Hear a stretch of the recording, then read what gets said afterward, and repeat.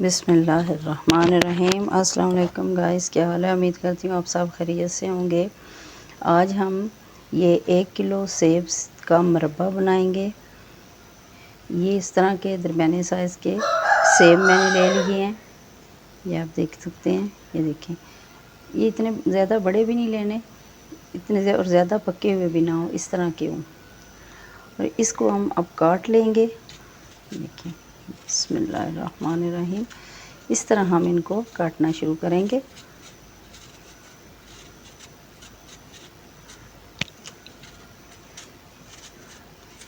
ये इस तरह। और अगर कोशिश करें कि दरमियान में कोई सेब ख़राब ना हो, अगर कोई ख़राब निकल आए तो उसे फिर वो ख़राब हिस्सा जो उसका वो निकाल दें आप।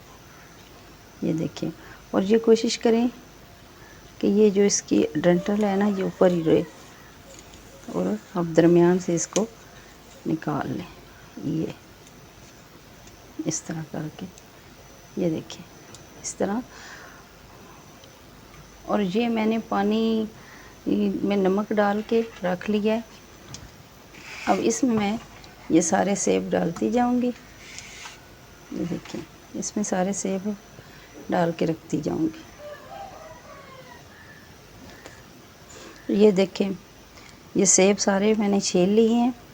और अब एक फोक लेके उसकी मदद से हम इसमें इस तरह सुराख करेंगे, ताकि जब इन्हें पकाएं तो अंदर से ये सही तरह पक जाएं, और जब इन्हें शीरे में डालें तो शीरा इनके अंदर तक सही चला जाए। इस तरह हम ये सारे सेबों में इस तरह सुराख कर लेंगे।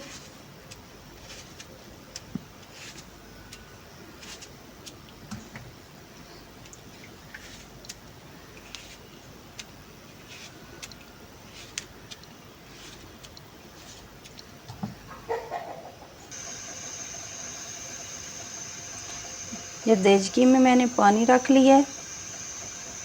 ये नहीं है कि आपने कितना डालना है, ये मैंने अंदाजे से डाल दिया इसमें पानी। और अब इसमें मैं ये जो है ना सेब डाल दूँगी। बिस्मिल्लाहिर्रहमानिर्रहीम। और इसे तकरीबन 8-10 मिनट तक पकाएंगे, जब तक ये अच्छी तरह अंदर से पक जाएं। नीचे से आग मैंने जला दी है। अब हम इन्हें इसके पकने का इंतज़ार करेंगे, और 5 मिनट बाद हम इसे चेक करेंगे दोबारा कि ये कितना गल गया है। और इसके बाद अगर कोई कसर हुई तो फिर इसके हम मज़ीद इसे पकाएंगे। ये देखें, सेब हमारे तकरीबन गल चुके हैं। ये मैं आपको निकाल के दिखाती हूँ। और ये देखें, ये गल गए हैं। अब हम इन्हें निकाल लेंगे। इसमें क्योंकि ये ज़्यादा भी नहीं गलाने, ज़्यादा गल जाए तो फिर टूटना शुरू हो जाते हैं।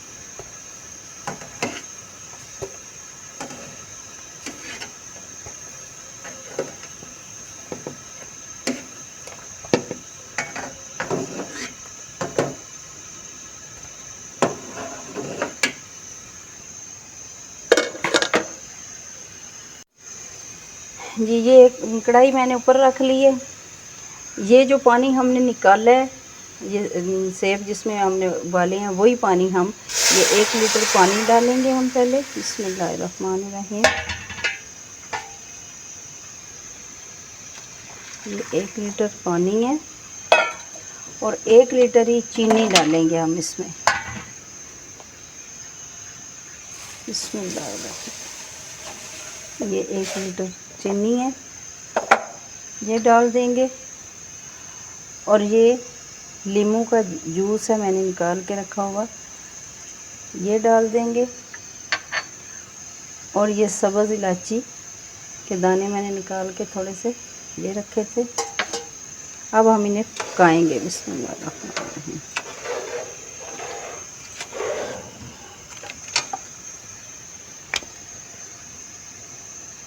और ये थोड़ा सा तकरीबन 1 चुटकी सा हम इसमें ज़र्दा कलर डाल देंगे, ताकि सेब का कलर अच्छा आए। ये चीनी हमारी देखिए घुल गई है, इसमें मिक्स हो गई है। और अब हम ये सेब जो है इसी में डाल देंगे और पकाएंगे। चीनी को 2 तार तक हम पकाएंगे और उतनी देर में जो सेब हैं वो भी इसमें अच्छी तरह से पक जाएंगे। सेब इसमें हम डाल देंगे और इन्हें पकाएंगे।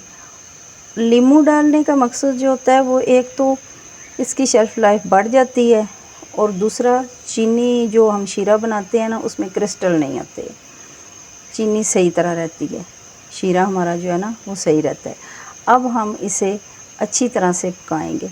ये 2 तार आने तक ये हमारा शीरा पकेगा और इसमें सही तरह जो है जज़ब भी हो जाएगा इनके अंदर तक। ये अब हम पकाते हैं, तो पक जाएगा फिर मैं आपको जी ये देखें ये पक रहे हैं, ये देखें।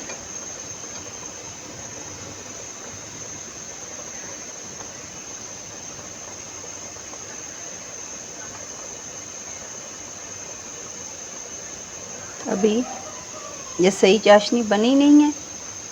ये जब 2 तार की हो जाएगी तो फिर हम इसे उतारेंगे।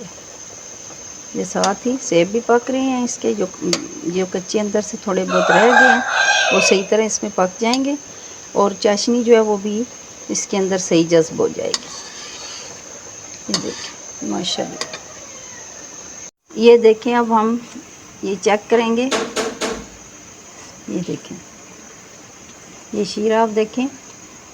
ये 2 तार का मतलब ये नहीं है कि 2 तारें होंगी, तार एक ही होगी लेकिन ये लंबी तार होगी। ये देखें ये हमारा परफेक्ट शीरा पक चुका है। अब हम इसे उतारेंगे। मुरब्बा हमारा तैयार हो चुका है।